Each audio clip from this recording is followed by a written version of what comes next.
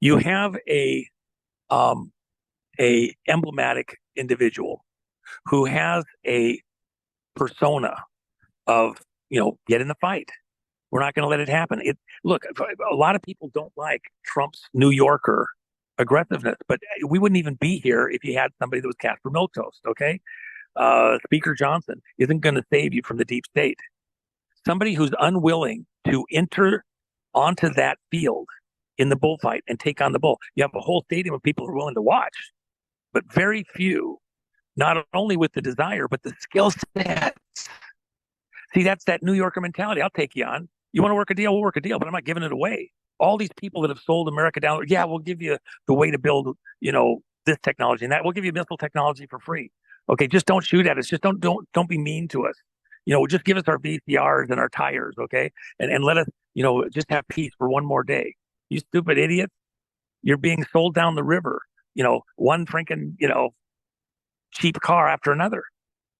That's why the unions are rising up. That's why they're screaming bloody murder, and they started bringing stuff back to America. We can build stuff as good as anybody in the world or better, and we have the ingenuity. We have a society when it's going in the right direction that is more ingenious and more creative than anywhere else in the world.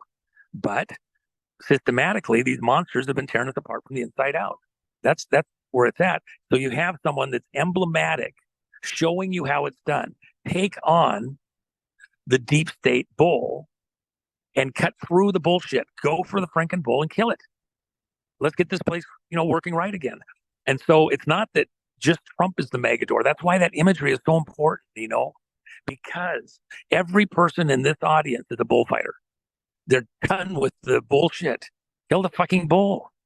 Go in there and get the bull tired out. What has happened over the last 4 years? The bull comes into the ring with its head high. You can't get a kill shot on the bull with the sword when at the start of the bullfight. Doesn't happen. Why? When the head's high, the shoulders are tight together at the shoulder blades. The breast of the bull is all bony and it's solid muscle. You can't get a sword through there easily. So you have to work it. You have to tire it down. As it gets more and more tired, and you have to take some shots at it to weaken it around the shoulders. That's what the toreadors do. And you get it weakened down to a certain point, the head starts to get lower and lower. But as the head gets lower on the bull during a bullfight, that's the most dangerous part of the fight for the matador, for the Magador. Because when the head's down, it can't charge as much. It's running out of charges. It's not a marathon runner. It can't just run endlessly. It can do a sprint here and there. The bull gets so tired, it'll just lay down in the middle of the freaking arena. And you got to prod it to get up and charge again and give you a kill shot. And when the head's down low, it twists the head back and forth with the horns and tries to gore the Magador, tries to grab him by a leg, catch him somewhere.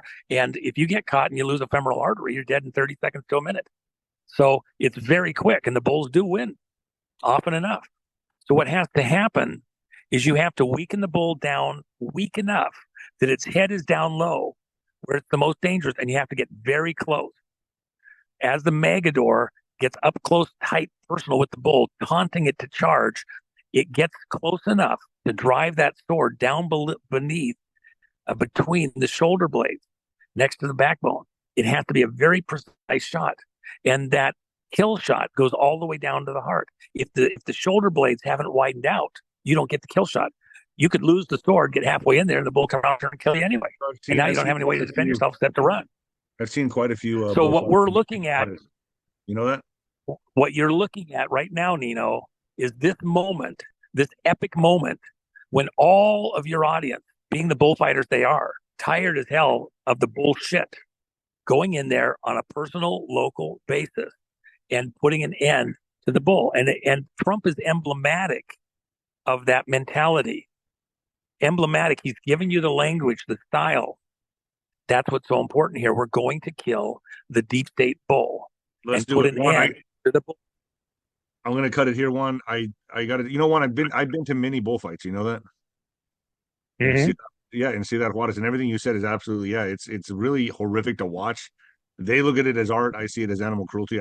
It's hard to watch, man. But I grew up going to bullfights. If you're, hold on a second. I want to put something in here. There's nothing about the bullfight that is the way we want to live in society today. But at some level, we've been thrown into this fight. We didn't wish for it. We don't want it, but we're forced to it. And we're not going to shirk or shy away from what we have to do. We cannot allow this rampaging bull to destroy everything that was given to us, everything in our heritage. So you stand up and you take on the bull. And that's what's going to happen all across the country. We're killing this deep state bull once and for all to get rid of the bullshit, to stop it from happening. We'll go clean up our country and get back on the right path.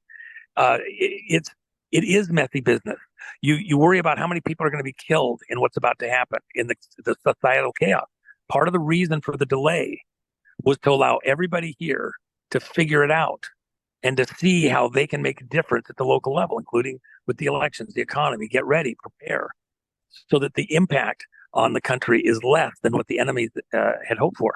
And by the way, maybe in this audience, a lot of people didn't see the trouble coming or how big it was going to be.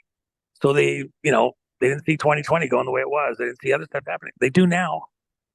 And they understand it's all or nothing. Only one side's going to win this thing.